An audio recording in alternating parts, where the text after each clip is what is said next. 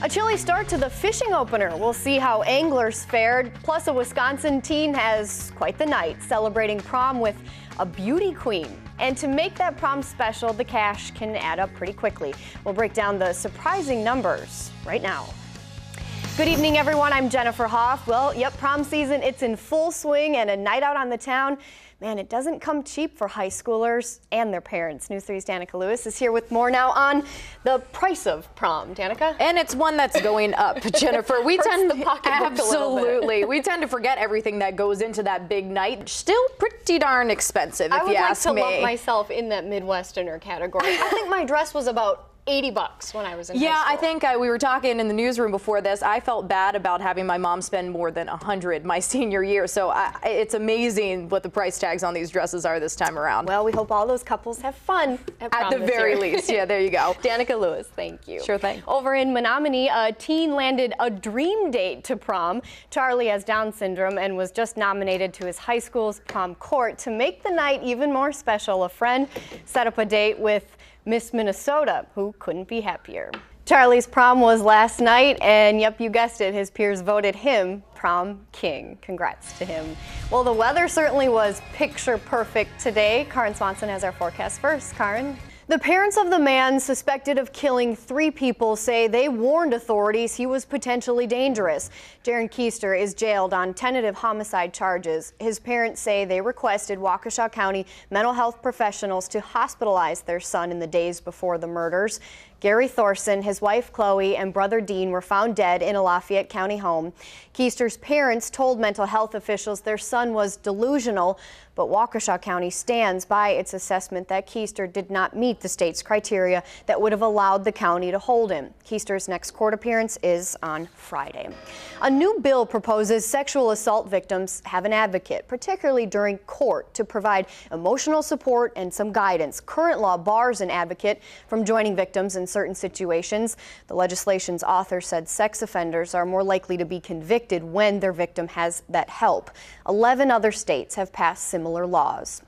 The public got a chance to meet the Madison Police Mounted Patrol this afternoon. They held their annual open house in Brooklyn, complete with a badge ceremony.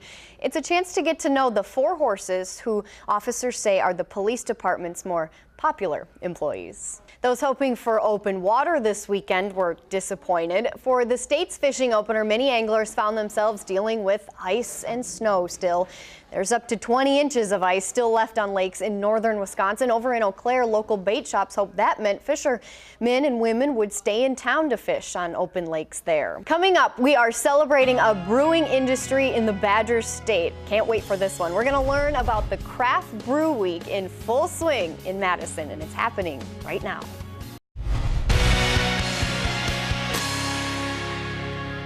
Well, it's certainly no secret Wisconsin has a thriving beer culture, but craft brews are starting to really dominate the conversation.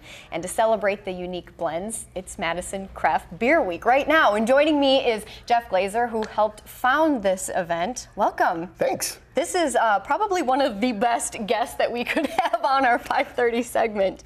Tell me a little bit about this idea and how did it get started? Sure. The 3 of us we'd seen a number of craft beer weeks going on across the country, Philadelphia, New York, San Francisco, and we decided, hey, Madison can be just like those cities, so why don't we start Madison Craft Beer Week? And so the 3 of us got together and said, let's do it, and we figured it out. How many years old is this now? This is the third year. This is the 3rd year. All right, and obviously getting more popular as the year goes on. It has become ridiculously popular. We have twice as many events this year as we had last year. Last year we had twice as many events as we had the year before, so the growth is And when you say fantastic. Events, let me just give you a little idea of this. You have rare bottle tastings, cheese pairings, brewery tours, classes, movies. I mean, tell me a little. Yeah. There's about 100 events people can check out. Tell me There's about some of those. 350 events that people can check out. Awesome. We have approximately 80 participating locations around the Madison-Dane County area, so not all of them are in Madison. We have restaurants and bars participating in Verona, in Middleton, in Sun Prairie. So we have 350 some events.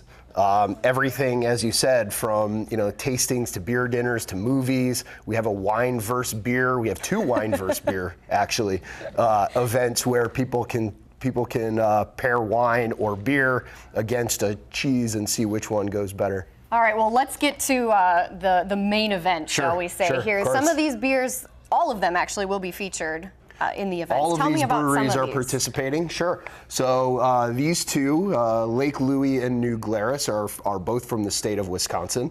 I like this beer. It's new this year for New Glarus. It's their Serendipity. It's cranberry, apple, and cherry beer. That sounds awesome. Yeah, so it's really good. Yeah, so we'll see you later. Thanks so much. I know, right? I even have some glassware that I brought with me. You didn't bring a bottle opener I for do us. have a bottle opener with me as well, so if you want to turn off the cameras. Anyway, no. And then tell me about this one. Sure. So Dale's is really great. This is a brewery called Oscar Blues. They're out of Colorado. Okay. And what's really great about them is that they've really shown that you can do craft beer in a can. All of their beers are produced in cans, so this happens to be a pale ale, but they also make India Pale Ales, they make stouts, they make all of their beers go into a can. Wow. And just real quickly, kind of sum up where craft beer is going in Madison. There's not only a lot of people just interested in drinking it, but also getting involved in making it as well. Absolutely. We've had a number of breweries open in the Madison area. We have more opening up this year.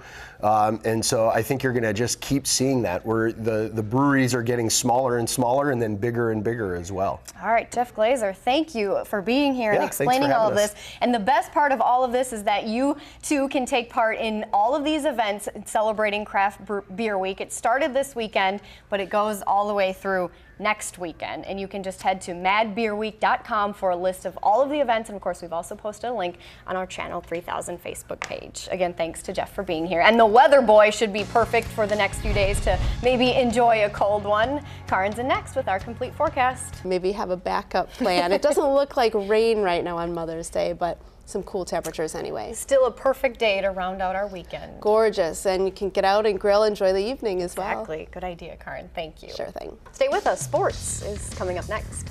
He doesn't even look 28. He doesn't have the successes of some 28-year-olds. He is absolutely incredible. Got a chance to see him against the Bucks last Sunday, and he just makes it look so easy out there. And 4 in 5 years, just 28. Who knows? Wow. The sky's the limit for LeBron James. Yeah, congrats to him. That's incredible. Eric, glad to have you back. Thanks.